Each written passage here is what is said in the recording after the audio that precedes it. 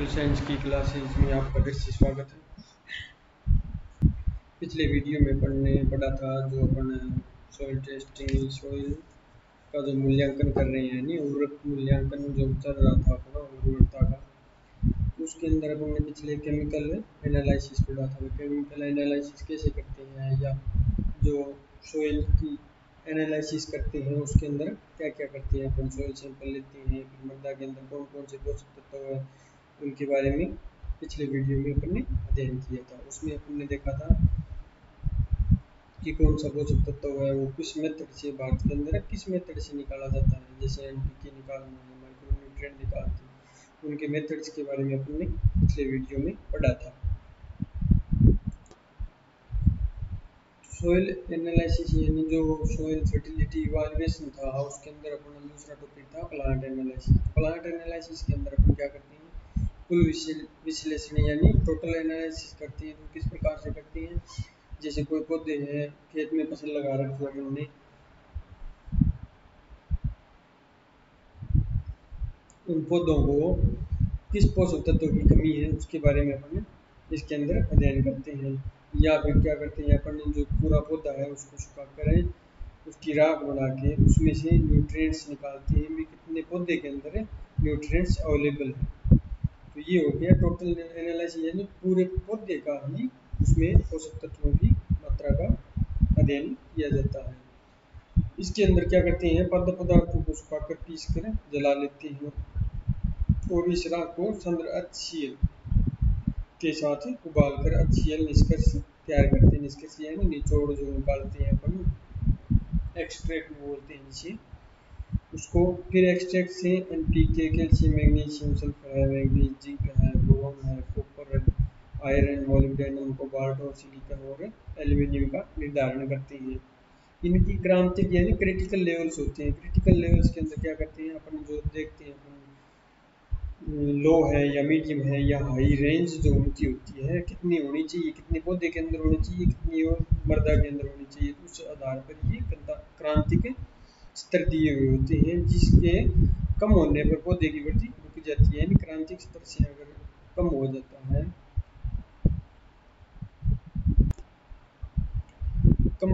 तो उसमें क्या करते हैं अपन, उर्वरकों से उनकी रिस्पॉन्स प्राप्त होते हैं, यानी उर्वरक जो डालते हैं अपन उनके द्वारा पता चलता है।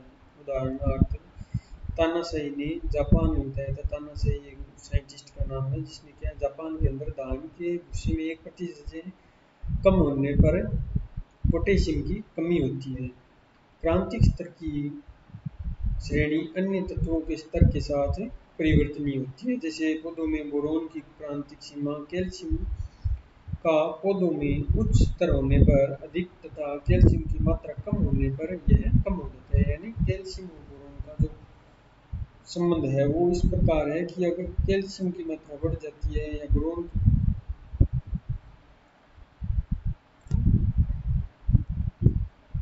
कैल्शियम का जो पौधों के अंदर जो उच्च स्तर होता है यानी उसकी जो लेवल होता है वो अधिक होता है, तो बोरोन की भी उसमें अधिकता हो जाती है। और अगर कैल्शियम की मात्रा कम होती है तो बोरोन भी कम ही पाया जाता है।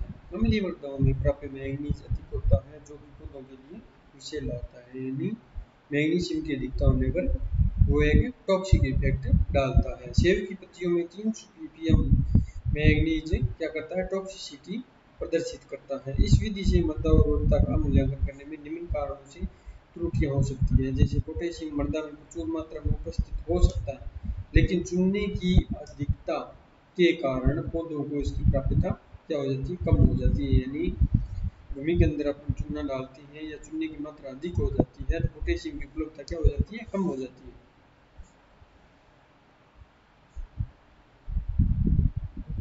पौधों में किसी एक तत्व की कमी होने से अन्य तत्वों का उपयोग उचित प्रकार न होने के कारण अन्य तत्व पौधों में एकत्रित हो जाते हैं और पौधे असामान्य मात्रा प्रदर्शित करते हैं। अब आता है रैपिड प्लांट टिश्यू टेस्ट। इसके अंदर अपन क्या करते हैं, वो तो टोटल एनालिसिस था, ये हो गया रैपिड प्लांट टिश्यू टेस्ट। इसके अंदर अपन क्या करते हैं, मेथड दिए हुए होते हैं। एनपीके जैसे इनको निकालना है, खड़ी फसल के अंदर देखना है इसमें नाइट्रोजन की कमी है, अधिकता है या प्राप्यता सफिशिएंट है।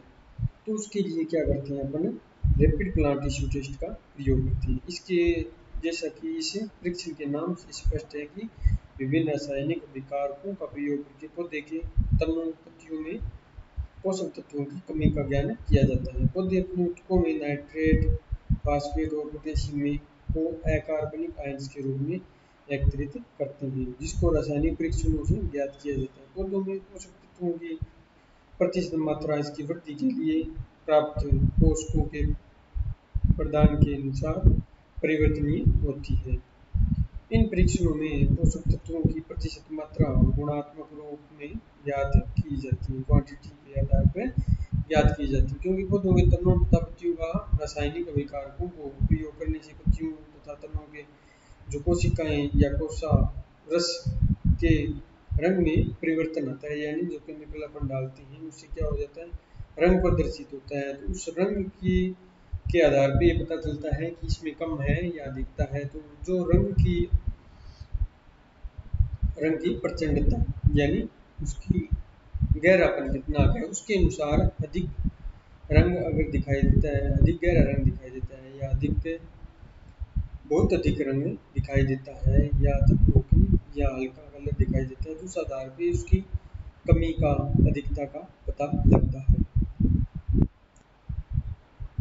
अब उसके बाद आता है परीक्षण योग्य पादप अंग, यानी कौन कौन से पौधे के जो कौन से भाग है वो काम में लिए जाते हैं और कितने दिनों बाद इनको काम में लिया जाता है। तो पादप जाति है, पादप अवस्था है, पादप अंग है। तो इसमें अपन क्या करते हैं, जैसे मक्का के अंदर अपन को रैपिड प्लांट टिश्यू टेस्ट करना है, तो उसके लिए बोने के 30 से 45 दिन बाद क्या करते हैं अपन, नीचे से छठी से सातवीं पत्तियों का के द्वारा यह टेस्ट किया जाता है। गेहूं के अंदर बोने के 30 से 60 दिन बाद और तीसरी अथवा चौथी पत्तियां काम में ली जाती है। गन्ने के अंदर क्या करते हैं, बोने के 2-3 माह बाद और नींबू सेब फल देने वाली अवस्था जब होती है नींबू और सेब के अंदर, तब पेटियोल सहित पत्तियां यानी जो पुष्प होता है उसके जो वो पंखुड़ियाँ होती हैं उनको साथ में लेकर क्या करते हैं, टेस्ट करती है। इनमें दिखता है कमी है। धान के अंदर बोने के 20 से 40 दिन बाद ऊपर से तीसरी पत्ती काम में लेती है।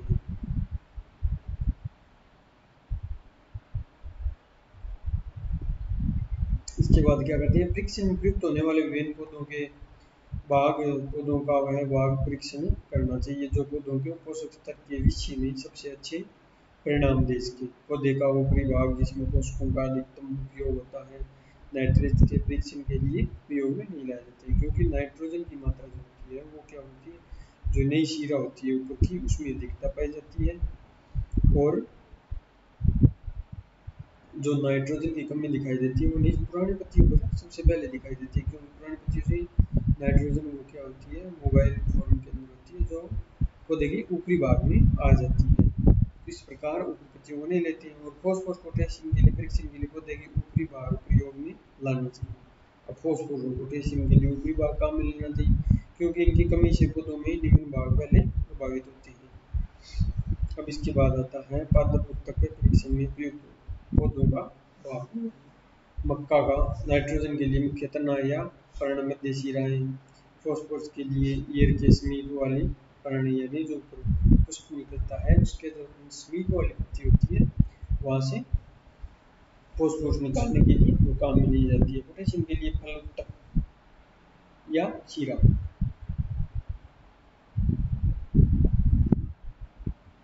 सोयाबीन के लिए फॉस्फोरस निकालते हैं पौधे के ऊपरी भाग के पर्णवंत और पर्णवंत काम में लिए जाते हैं। अनाज के लिए मुख्य तना पौधे के मध्य भाग के और पौधे के मध्य भाग के काम में मध्य भाग के जो समीप के पर्ण उत्तक होते हैं उनको प्रयोग में लाया जाता है। फिर आता है अल्फाल्फा यानी रिच का। तो इसको क्या करते हैं, तने की ऊपरी भाग तथा पर्णवंत काम में लेते हैं। तने की ऊपरी भाग पर्णवंत काम में लेते हैं। आलू टमाटर के अंदर क्या करते हैं, नाइट्रोजन के लिए मुख्य तना तथा पर्णवंत काम में लेते हैं और फॉस्फोरस के लिए पौधे के निचले भाग में पर्णवंत काम में लेते हैं। इसी प्रकार पोटेशियम में काम में लेते हैं। तो परीक्षण का समय क्या होना चाहिए इसके बारे में अपन देख करें। तो ज़्यादा सुबह इसका परीक्षण के लिए सुबह और शाम को देर से नहीं करना चाहिए, बीच के समय में पर इसका योग कर सकते हैं, यानी जो रैपिड टिश्यू टेस्ट करते हैं पर उसके लिए भी समय का भी निर्धारण किया जाता है। परीक्षण का समय है जो सामान्य परीक्षण के लिए फूल आने या फूल आने से पहले फल शुरू होने तक की अवस्था उपयुक्त होती है। इस समय में पौधों द्वारा पोषकों का अधिकतम योग होता है, इसलिए पोषकों की मात्रा कम होती है। दिन का समय पौधे में नाइट्रोजन प्राय शाम की अपेक्षा सुबह अधिक होती है और जो नाइट्रोजन होती है वो रात को एकत्रित होती रहती है और दिन में कार्बोहाइड्रेट के संश्लेषण में प्रयोग में ली जाती है, इसलिए परीक्षण सुबह या शाम को देर से नहीं करना चाहिए। फिर आता है बायोकेमिकल टेस्ट यानी जीव रासायनिक परीक्षण। तो इसमें क्या करते हैं, खनिज तत्व एंजाइम प्रणाली एवं इसके लिए कारक का काम में देते हैं। कुछ खनिज तत्व जैसे फॉस्फोरस मैग्नीशियम कई एंजाइम्स को उत्तेजित करते हैं। मोलिब्डेनम नाइट्रेट रिडक्टेज एंजाइम के लिए आवश्यक है, जो कि पौधों में नाइट्रेट का उपयोग और अवकरण के लिए आवश्यक होता है। यानी मोलिब्डेनम जो होता है वो क्या कहते हैं, नाइट्रेट रिडक्टेज एंजाइम के लिए आवश्यक होता है, इसलिए एंजाइम की सक्रियता पौधों में विशेष खनिज पोषकों की उपस्थिति में सह संबंधित यानी कोरिलेटेड हो सकती है। इस प्रकार की कोशिश सबसे पहले किसने की थी, डोबे और हिवार्ड ने क्या किया था, 1972 के अंदर किया था। बिन का खनिज तत्वों के जो उपस्थिति का सह संबंध होता है उसको अध्ययन किया था। इन्होंने बताया था पोटेशियम की कमी से चुकंदर में माइलेज और इन्वर्टेज एंजाइम की सक्रियता अधिक होती है, यानी पोटेशियम की कमी होने पर इन्वर्टेज और माइलेज जो एंजाइम्स होते हैं उनकी क्या हो जाती है, सक्रियता अधिक हो जाती है। फिर पटनायक 1950 के अनुसार धान की संवर्धन माध्यम यानी कल्चर मीडिया में बोरोन की 1 ppm सांद्रता में लाने पर कैटेलेज की सक्रियता बढ़ जाती है, यानी कैटेलेज जो एंजाइम है उसकी क्रियाशीलता क्या हो जाती है, बढ़ जाती है। इन्हीं वैज्ञानिकों ने बताया था कि कल्चर मीडिया में मैग्नीज की मात्रा 5 ppm पर धान की पत्तियों में कैटेलेज की सक्रियता अधिकतम होती है, यानी मैग्नीज की 5 ppm की सांद्रता होती है कल्चर मीडिया के अंदर जहाँ धान उगा रहे हैं वहाँ पर क्या करते हैं, उनके अंदर पत्तियों के अंदर कैटेलेज की सक्रियता अधिक होती है। फिर उसके बाद आता है एंडरसन व इवांस ने 1956 में बताया था सेम के पौधे के निष्कर्ष में आइसोसाइट्रिक डिहाइड्रोजिनेज और मेलिक एंजाइम की सक्रियता के प्रदान पर निर्भर करती है। फिर आता है केल्सर ने 1961 के अंदर क्या किया था के अनुसार राइबोन्यूक्लियेज की सक्रियता कम होने से राइबोन्यूक्लिक अम्ल का संश्लेषण अधिक होता है, जबकि राइबोन्यूक्लियेज की सक्रियता अधिक होने पर राइबोन्यूक्लिक अम्ल का जल विश्लेषण होने लगता है। जिंक की उपयुक्त मात्रा होने से राइबोन्यूक्लियेज की सक्रियता कम हो जाती है। जिंक की उपयुक्त मात्रा होती है तो राइबोन्यूक्लियेज की सक्रियता हो जाती है, कम हो जाती है। इस प्रकार राइबोन्यूक्लिक अम्ल और प्रोटीन का संश्लेषण अधिक होता है। स्को 1940 के अनुसार टमाटर एवं सूरजमुखी को जिंक की कमी वाले कल्चर सॉल्यूशन में उगाने से ऑक्सीजन की सक्रियता कम हो जाती है, यानी जिंक की कमी जहाँ होती है वहाँ पर अगर सूरजमुखी को उगाया गया तो उसमें क्या होता है, ऑक्सीजन की सक्रियता कम हो जाती है या बंद हो जाती है। तो ये परीक्षण इन्होंने साइंटिस्टों ने किया था कि जीव रासायनिक अध्ययन जैसे कि मृदा उर्वरता एंजाइम सक्रियता में संबंध मृदा उर्वरता के मूल्यांकन में सहायक है, परंतु इस प्रकार की विधियाँ प्रचलित है, इसलिए कुछ प्रयोगशालाओं में ही ये विधियाँ बनाई जाती हैं। अब आता है पादप विश्लेषणों का उपयोग, यानी प्लांट एनालिसिस करते हैं उनका यूज क्या है। तो पादप विश्लेषणों में पौधे में दृश्य लक्षण यानी विजुअल सिम्टम्स जो होते हैं का निदान होता है, यानी निदानों की पुष्टि होती है, यानी जो उनको लक्षण दिखाई देते हैं उस आधार पर अपन पोषक तत्व देकर उनकी पूर्ति कर सकते हैं। फिर आता है पौधे में ऐसे कई पोषक तत्वों का अभाव पाया जाता है जिनके कारण कई फसलों पर कोई भी कमी का लक्षण पैदा नहीं होता है, केवल फसल कुछ कमजोर दिखाई देती है। इस प्रकार के पोषक तत्वों के अभाव में पादप उत्तर परीक्षण रूप से भली भांति माना जा सकता है। इसके अंदर टॉपिक में बताया गया है कि जैसे कोई क्रॉप अपने लगा रखी है उसमें कोई न्यूट्रिएंट की कमी के लक्षण तो दिखाई नहीं दे रहे, लेकिन उसके अंदर कमी है क्योंकि उसमें पौधा कमजोर दिखाई दे रहा है। तो उसका उत्पादन भी कम होगा, क्योंकि जब पौधा हष्ट पुष्ट होगा तभी तो उत्पादन होगा। तो उस आधार पे अपन जो अपन पौधों को देख कर पता लगाते हैं, तो उसमें लक्षण तो दिखाई देते नहीं है, तो उसके लिए क्या करते हैं अपन रैपिड प्लांट टिश्यू टेस्ट का प्रयोग करते हैं। फिर आता है कभी कभी कुछ पोषक तत्वों को फसलों में डालने से कुछ अन्य दूसरे तत्वों की मात्रा कम हो जाती है। इस प्रकार परस्पर प्रतिक्रियाओं और प्रतिरोधों की जानकारी के लिए पादप विश्लेषण किया जाता है या आवश्यकता अनुसार निदान बताए जाते हैं। इस टॉपिक में बताया गया है कि जब किसान कोई फर्टिलाइजर का उपयोग करता है, जैसे कोई नाइट्रोजन डाला है, फास्फोरस डाला है, तो उन्होंने वो पोषक तत्व तो डाल दिए, लेकिन उनको ये नहीं बताया कि उन पोषक तत्वों के कारण दूसरे पोषक तत्वों की कमी भी हो सकती है। तो वो क्या करते हैं, जो रैपिड प्लांट टिश्यू टेस्ट करते हैं, तब उसके अंदर इस चीज़ का पता चलता है कि कौन से पोषक तत्वों की कमी है।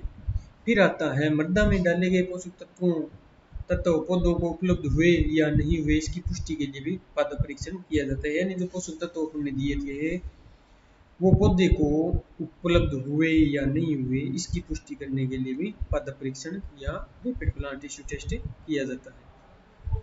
पौधे में प्रारंभिक पोषक अभाव वाले स्थानों का पता लगाना, यानी जो पौधे हैं उनमें पोषक तत्वों की अगर कोई कमी है या उस भूमि के अंदर कोई पोषक तत्वों की कमी है, तो उनके बारे में अध्ययन करने के लिए अपन क्या करते हैं, रैपिड प्लांट टिश्यू टेस्ट का उपयोग करते हैं और पादप प्रक्रियाओं तक परीक्षण किया जाता है।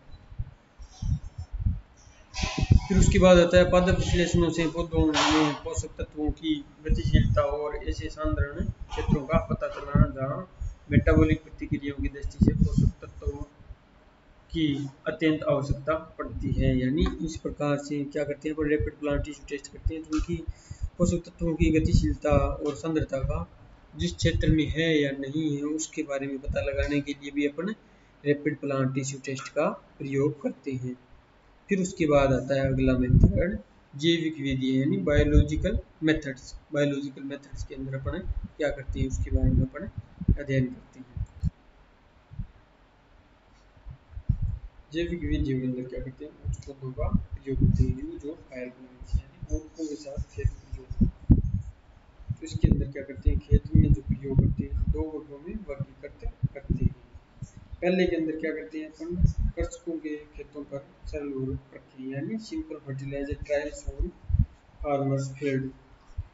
उसमें क्या करते हैं अपन, सुव्यवस्थित सरकारी फार्मों की अपेक्षा किसानों के खेतों में फसलों की पैदावार कम होती है, क्योंकि सरकारी फार्मों पर खाद एवं का प्रयोग, अच्छे प्रकार के बीजों का उपयोग तथा पौधों की रोगों से सुरक्षा की जाती है, जो कि खादों एवं उर्वरकों की अनुक्रियाओं, रिस्पॉन्स, मृदा प्रकार, ऋतु, फसलों की किस्म व अन्य कारकों के साथ परिवर्तनीय होती है। इसलिए विभिन्न प्रकार की मृदाओं, विभिन्न फसलों एवं अलग अलग वर्षों में कई प्रयोग करना अत्यंत आवश्यक होता है, जिससे कि देश में विभिन्न क्षेत्रों में मुख्य फसलों के लिए उर्वरकों की ठोस सिफारिश की जा सके। किसानों के खेतों में हर ट्रायल विशेषकर उन क्षेत्रों पर लाभप्रद होते हैं जहां उर्वरकों का प्रयोग कम या नहीं होता है। यानी किसानों के खेत में क्यों करते हैं, जो सरकारी फार्म पे जो अगर ट्रायल किया जाता है तो उसके अंदर क्या होता है, उन फार्मों के अंदर खाद व उर्वरकों का प्रयोग अच्छे तरीके से होता है, अच्छे बीजों का प्रयोग किया जाता है और पौधों की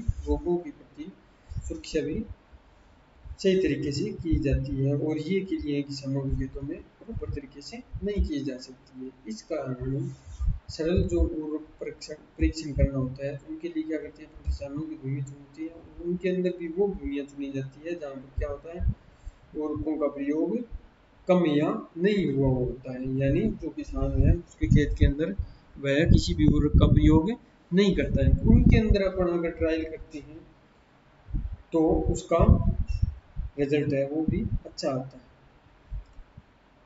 अब भारत के अंदर विभिन्न राज्यों में किसानों के खेतों पर निम्न प्रकार की सरल खाद परखें अधिकांशतः प्रयोग में लाई जाती है। जो एनालिसिस या परीक्षण करते हैं उसके अंदर क्या करते हैं, अलग अलग प्लॉट बना लिए जाते हैं। तो उसके अंदर क्या करते हैं, जैसे किसी प्लॉट के अंदर इनमें क्या लिए 8 प्लॉट लिए ट्रायल के लिए, तो 0 ये कंट्रोल हो गया, इसके अंदर कोई भी पोषक तत्व काम में नहीं लिया गया। दूसरे प्लॉट के अंदर नाइट्रोजन लिया है, तीसरे में फॉस्फोरस लिए है, चौथे के अंदर नाइट्रोजन और फॉस्फोरस लिए और पांचवें के अंदर पोटेशियम लिए।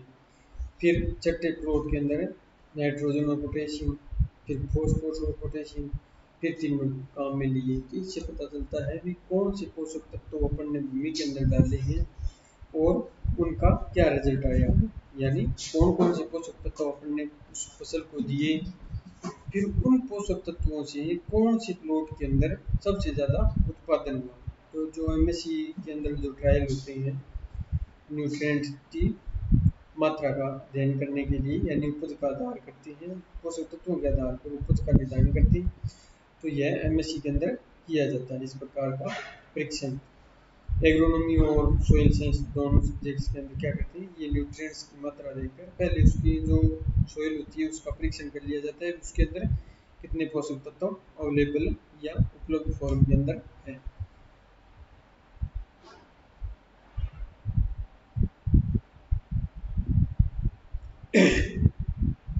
इसके अंदर क्या है, यहाँ जीरो क्या है, वो कोई उर्वरक योग में नहीं लिया गया। N1 के अंदर क्या लिया था, 20 पौंड नाइट्रोजन प्रति एकड़ अमोनियम सल्फेट के रूप में, और दूसरे प्लॉट जो है N2 का, वो उसमें 40 पौंड नाइट्रोजन प्रति एकड़ के लिए अमोनियम सल्फेट काम में लिया, फिर उसके बाद यूरिया काम में लिया, फिर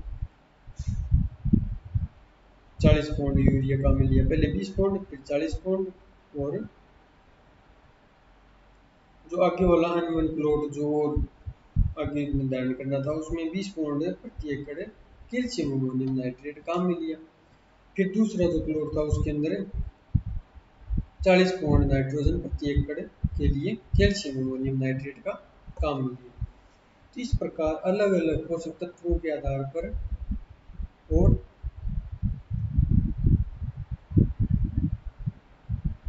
अलग अलग फर्टिलाइजर के आधार पर टेस्ट किया जाता है फील्ड के अंदर। उससे पता चलता है कि अगर जैसे अपन ने कैल्शियम अमोनियम नाइट्रेट डाला, तो अगर इस प्लॉट के अंदर उत्पादन अधिक हुआ इसकी बजाय यूरिया की बजाय, तो इसका मतलब इन फर्टिलाइजर का अपन उपयोग उस सोइल के अंदर करते हैं तो अधिक से अधिक परिणाम प्राप्त हो सकते हैं, यानी उत्पादन अधिक प्राप्त हो सकता है। उक्त परीक्षणों के परिणामों से स्पष्ट होता है कि भारत की मृदाओं में नाइट्रोजन की कमी है। फॉस्फोरस जब नाइट्रोजन के साथ प्रयोग किया जाता है तो लगभग सभी फसलों की पैदावार में वृद्धि होती है। पोटेशियम से भी कई प्रकार की मृदाओं पर उगाई गई फसलों की पैदावार में वृद्धि होती है। नाइट्रोजन परीक्षण में सभी नाइट्रोजन उर्वरक फसलों पर लगभग समान अनुक्रिया प्रति पौंड नाइट्रोजन होती है। केवल धान के लिए कैल्शियम अमोनियम नाइट्रेट का प्रयोग नहीं करनी चाहिए। कैल्शियम अमोनियम और नाइट्रोजन के रूप में प्रयोग नहीं करना चाहिए, क्योंकि नाइट्रोजन विनाइट्रीकरण की क्रिया से नाइट्रोजन गैस के रूप में नष्ट हो जाती है। फिर आता है जटिल खेत यानी कॉम्प्लेक्स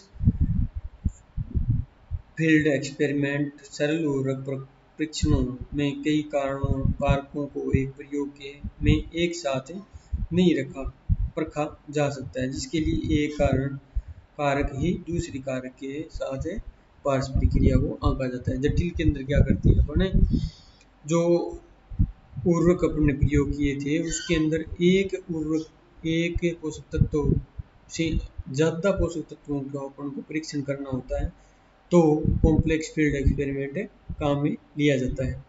जब उर्वरकों की मात्रा, अनुप्रयोग की विधि, सिंचाइयों की संख्या को सम्मिलित करते हुए अनेकों कारकों की परीक्षण की जाती है, तो इनको करने के लिए जटिल डिजाइन्स अपनाई जाती है, यानी अलग अलग डिजाइन्स काम में लिए जाते हैं। भी अपन को जो फर्टिलाइजर देना है, सिंचाई की कौन सी विधि काम में ले रहे हैं, उस आधार पर अलग अलग डिजाइन बनता है। जैसे सिंचाई के लिए अपन किसका काम में ले रहे हैं, फुहारा विधि ले रहे हैं, ड्रिप इरिगेशन ले रहे हैं, फ्लड इरिगेशन ले रहे हैं, उसके आधार पर अलग अलग प्लॉट्स या डिजाइन काम में लिए जाते हैं। इन परीक्षणों के लिए अधिक खेत एवं प्रयोगशाला संबंधित आवश्यकता होती है, यानी जो अपन जटिल परीक्षण करते हैं तो उसके अंदर लैब भी होना जरूरी है, और खेत के अंदर अधिक से अधिक इक्विपमेंट्स की आवश्यकता पड़ती है, इसलिए ये प्रयोग प्राय सरकारी फार्मों पर ही किए जाते हैं। इसलिए इसको बोला है कॉम्प्लेक्स फील्ड या जटिल खेत परीक्षण।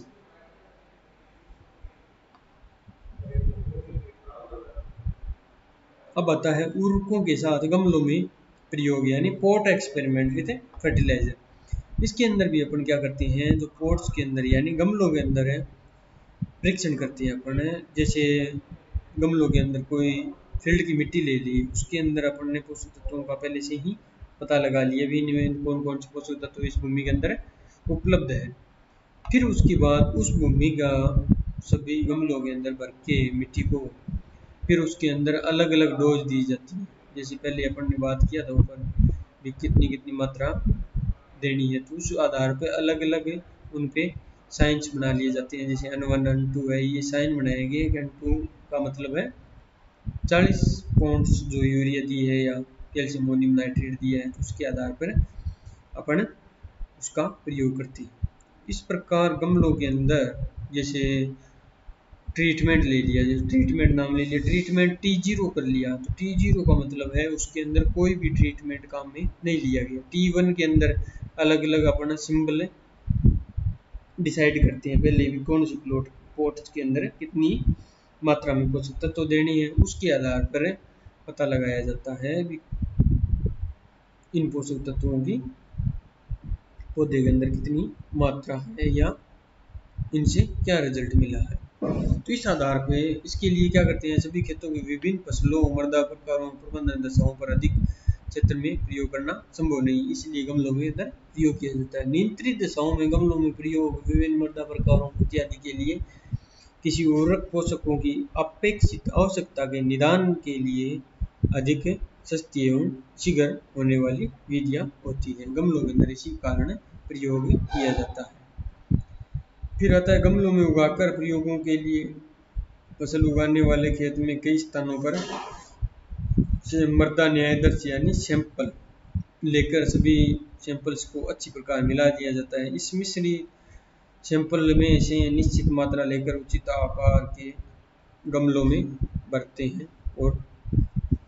हैं। क्षेत्र प्रयोगों की भांति प्रत्येक गमलों में उर्वरकों की विभिन्न प्रकार एवं मात्राएं मिला देती हैं, जिससे सह प्रयोगों यानी ट्रीटमेंट्स की संख्या कई हो जाती है। एक गमले में नियंत्रण या उर्वरक नहीं मिलाते हैं, प्रत्येक गमले में उस फसल के 2 से 4 पौधे जिन पर प्रयोग करना है पकने तक या विभिन्न वृद्धि अवस्थाओं तक उगाते हैं और उर्वरक सह प्रयोग पौधों की वृद्धि पर प्रभावों की तुलना करते हैं। ये प्रयोग प्रबंधन क्रियाओं, जलवायु संबंधी कारकों एवं मृदा में विभिन्न नमी की दशाओं के प्रभाव नहीं मापते हैं। यानी इसमें जलवायु की जो कारक है या मृदा के नमी की दशाओं का इनका प्रयोग नहीं करते हैं, नहीं यानी इनको नहीं नापते हैं भी नमी कितनी है या जलवायु कैसी रही। फिर आता है विजुअल डायग्नोसिस यानी विजुअल दृश्य निदान, यानी मृदा में पोषक तत्वों की कमी होने पर पौधे की कमी के लक्षण दिखाई देते हैं। ये लक्षण तत्वों की अधिक कमी होने पर विशिष्ट होते हैं। पौधों में पोषकों की गतिशीलता के आधार पर कमी के लक्षण पौधे के निम्नता ऊपर वाले भागों में विकसित होते हैं। पौधों के मुख्य पोषकों को गतिशीलता के आधार पर निम्न प्रकार वर्गीकृत करते हैं, यानी अत्यधिक गतिशीलता पोषक तत्व। तो ये क्या करते हैं, इन पोषकों की कमी के लक्षण पौधे की पुरानी व निचली पत्तियों पर स्पष्ट होते हैं, क्योंकि जो नाइट्रोजन, फास्फोरस, मैग्नीशियम, पोटेशियम और जिंक है, ये क्या होते हैं प्लांट्स के अंदर अधिक गतिशील होती है। तो ये क्या करते हैं, जैसे पौधा बढ़ता है तो ऊपर जैसे इन पोषक तत्वों की कमी या मांग बढ़ती है, तो ये क्या करते हैं, निचली पत्तियों से ये पोषक तत्व नई पत्तियों पर चले जाते हैं।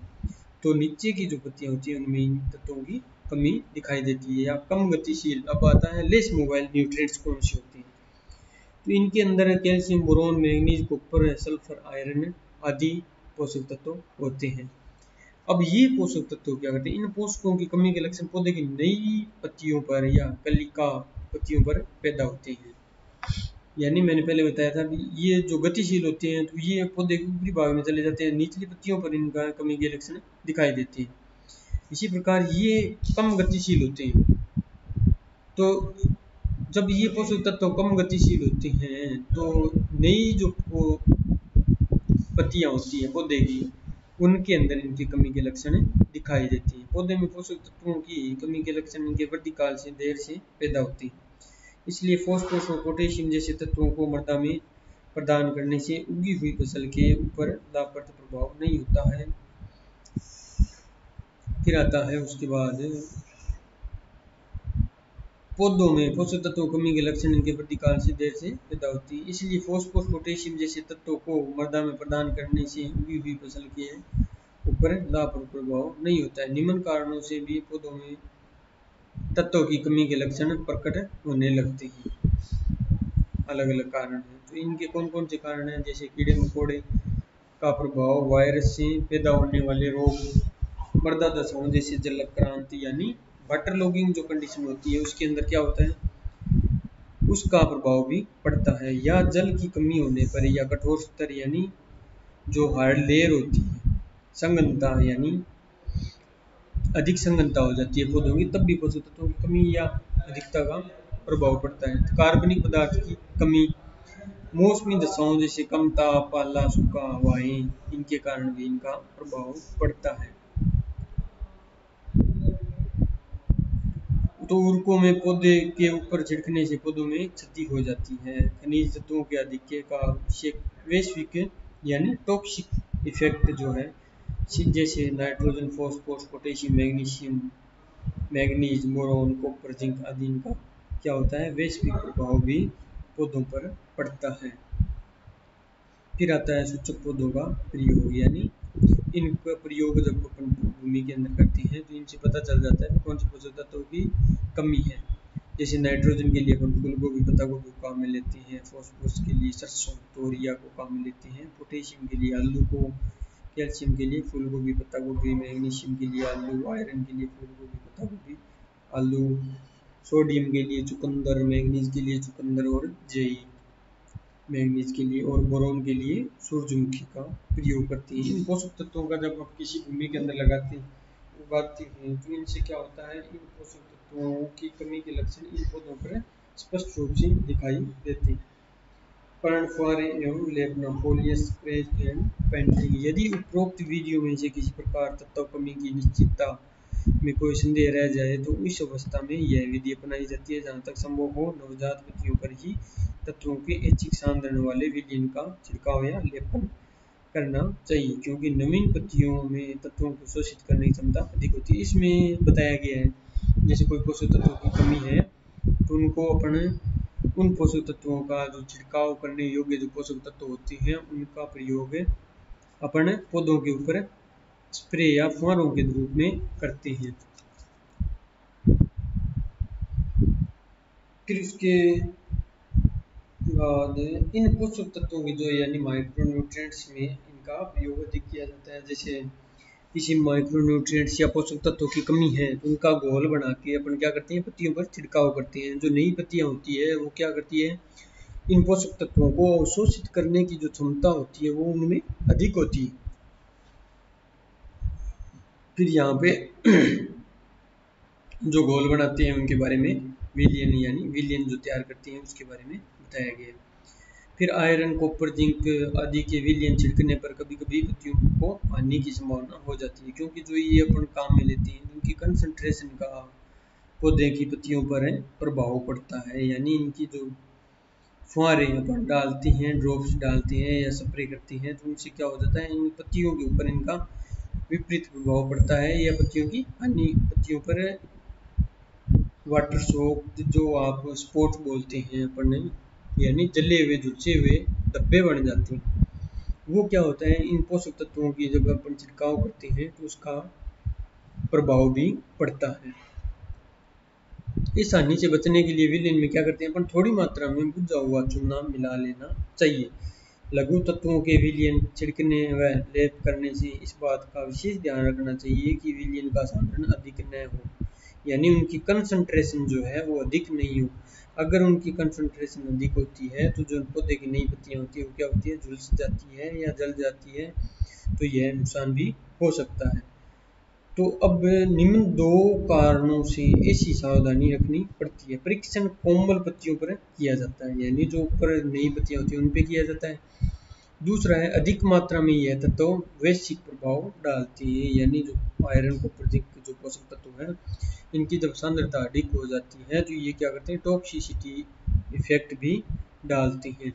तत्वों का लेप पत्ती के आधे भाग पर किया जाता है तो पत्ती के रंग में होने वाले परिवर्तन को देखा जा सकता है। रंग का यह परिवर्तन 1 सप्ताह की अवधि में ही प्रकट हो जाता है। फिर आता है प्रकट हो जाता है। यदि लेप करने से पत्ती का रंग हरा हो जाता है तो निष्कर्ष निकाला जाता है कि पूर्व अनुमानित तत्व विशेष की पत्ती में कमी थी, यानी जो पौधों की जो पत्तियां हैं उनमें कलर का जब रंग चेंज होता है, गहरा या हल्का हो जाता है, तो उस आधार पर अपन पता चलते हैं जिस पोषक तत्व की अपन ने छिड़काव किया है उस पोषक तत्व की पहले से उसमें कमी थी। फिर आता है पत्ती तने एवं स्तंभ के लिए पोषक इंजेक्शन विधि। यह विधि सिद्धांततः पत्तियों पर छिड़कने या लेप करने की का ही दूसरा रूप है। इस विधि में पोषक तत्वों के विलीन या ठोस लवणों का इंजेक्शन छिड़काव या लेप के स्थान पर पत्तियों में लगाया जाता है। इंजेक्शन द्वारा तत्वों को पौधे के वेस्कुलर सिस्टम में पहुंचाया जाता है। इंजेक्शन लगाने के लिए तत्व की उपयुक्त मात्रा तथा लगाने का समय अनुभव से ज्ञात किया जाता है, जिससे कि पत्तियों की सांद्रण अधिक होने से हानि न हो। यह विधि अधिकतर लघु तत्वों के लिए ही प्रयोग की जाती है। भारत के कुछ भागों में इस प्रकार के परीक्षण लघु तत्वों के अभाव में होने वाले रोगों तथा दोषों को दूर करने के लिए प्रयोग करते हैं। पर्ण निदान यानी फोलियर डायग्नोसिस। इस विधि में एक ही उम्र के उच्च और निम्न उत्पादक हाई और लो यील्डिंग पौधों की पत्तियों को एक विशेष पोषक तत्व के लिए विश्लेषित किया जाता है। निम्न उत्पादक पौधों की पत्तियों में पोषकों की प्रतिशत उच्च उत्पादक पौधों की पत्तियों की तुलना में कम होती है। यह विश्लेषण पौधों की विभिन्न अवस्थाओं पर 3 या अधिक बार करते हैं। नाइट्रोजन, फॉस्फोरस, पोटेशियम की जांच इस विधि से की जाती है, यानी पर्ण निदान यानी पौधों को देखकर उन पर छिड़काव किया जाता है। तो उस आधार पर इन पोषक तत्वों का यानी नाइट्रोजन, फॉस्फोरस, पोटेशियम की जांच इस विधि से की जाती है। एक विशेष क्षेत्र में उगे हुए पौधों को पोषकों की निम्न प्रतिशतताओं की तुलना उच्च उत्पादक पौधों के पोषक तत्वों से की जाती है तथा इससे पोषकों की कमी की सीमा ज्ञात होती है। फिर अगला जो टॉपिक होगा वो होगा माइक्रोबायोलॉजिकल मेथड, यानी जो सूक्ष्म जैविक विधियां हैं पोषक तत्वों को ज्ञात करने की या उनका डायग्नोसिस करने की, तो वो है माइक्रोबायोलॉजिकल मेथड्स, जो अपन अगले वीडियो में इसका अध्ययन करेंगे। धन्यवाद।